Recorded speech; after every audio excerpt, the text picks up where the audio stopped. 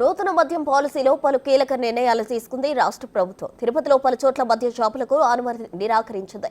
ప్రస్తుతం శ్రీవారి లడ్డు వివాదం నడుస్తున్న తరుణంలో తిరుమలలో కొన్ని ప్రాంతాలకు వైన్ షాపులు మినహాయించారు. తిరుపతి రైల్వే స్టేషన్ నుంచి అలిపిరి వరకు మద్యం దుకాణాల ఏర్పాటుకు అనుమతి ఇవ్వలేదు. ఇక బస్టాండ్, లీలా మహల్ సర్కిల్, నంది సర్కిల్, విష్ణు నివాసం, శ్రీనివాస ప్రాంతంలో మద్యం దుకాణాలు ఏర్పాటుకు వీల్లేదు. ప్రభుత్వం అక్కడ మద్యం దుకాణాలు ఏర్పాటుకు అనుమతించలేదు. ప్రస్తుతం తిరుపతి లడ్డు వివాదం నేపథ్యంలో భక్తుల రద్దీ ఉన్న ప్రాంతాల్లో మద్యం దుకాణాలు కేటాయిస్తే విమర్శలు చెలరేగే అవకాశం ఉంది. అందుకే ప్రత్యేక జాగ్రత్తలు తీసుకుంటున్నట్లు తెలుస్తుంది.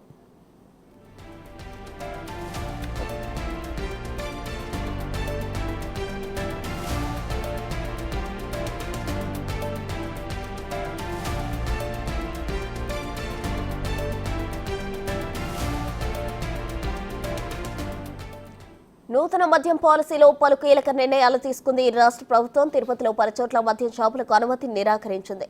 ప్రస్తుతం శ్రీవారి లడ్డు వివాదం నడుస్తున్న తరుణంలో తిరుమలలో కొన్ని ప్రాంతాలకు వైన్ షాపులు మినహాయించారు. తిరుపతి రైల్వే స్టేషన్ నుంచి అలిపిరి వరకు మద్యం దుకాణాల ఏర్పాటుకు అనుమతి ఇవ్వలేదు. Bus stand, Leela Mahal circle, Nandi circle, Vishnu నివాసం, శ్రీనివాస ప్రాంతాల్లో మద్యం దుకాణాలు ఏర్పాటుకు వీల్లేదు.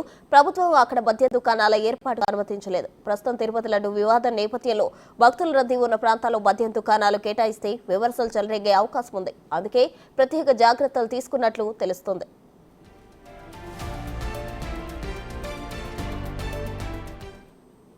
తిరుపతిలో పలు చోట్ల మద్యం షాపులకు అనుమతి నిరాకరించింది ప్రభుత్వం. దీనికి సంబంధించి మరిన్ని వివరాలు మా ప్రతినిధి శివ అందిస్తారు. శివ, మొత్తం మీద చూసుకుంటే ఆంధ్రప్రదేశ్ లో నూతన మద్యం పాలసీలు విడుదల చేసింది ప్రభుత్వం. ఇప్పటికే నిన్నటి నుంచి రాష్ట్ర వ్యాప్తంగా కూడా అప్లికేషన్ల స్వీకరణ ప్రారంభమైంది. అయితే దీంట్లో 10 నగరాలని ప్రత్యేకంగా కూడా షాపింగ్ మాల్స్ ఏర్పాటు చేయాలని చెప్పి మద్యం పాలసీకి సంబంధించిన ఖరారు చేసే విధి విధానాల్లో పొందుపరిచారు. దాంతో పాటుగా తిరుపతికి సంబంధించి కూడా శ్రీనివాసం, శ్రీవారి కాంప్లెక్స్, అలాగే RTC bus stand, railway station, Alipiri మార్గం మధ్యలో చుట్టుపక్కల అంటే 4 వైపులా 8 కిలోమీటర్ల పరిధిలో ఎక్కడ కూడా మద్యం షాపులు ఏర్పాటు చేయొద్దంటూ, మద్యం షాపుల ఏర్పాటుకు అనుమతి నిరాకరిస్తూ ప్రభుత్వం ఉత్తర్వులో పేర్కొంది. ప్రధానంగా ఏదైతే దేవాలయాలు, మసీదులు, చర్చిల సమీపంలో మద్యం షాపులు అనుమతించకూడదని చెప్పి ప్రభుత్వం నిర్ణయం తీసుకుంది. దానిలో భాగంగానే తిరుపతి దేవస్థానానికి వెళ్లే దారులు అంటే Tirupati RTC bus stand, railway station నుంచి అలిపిరి మార్గం వైపు కూడా ఎక్కడా కూడా మద్యం షాపులకి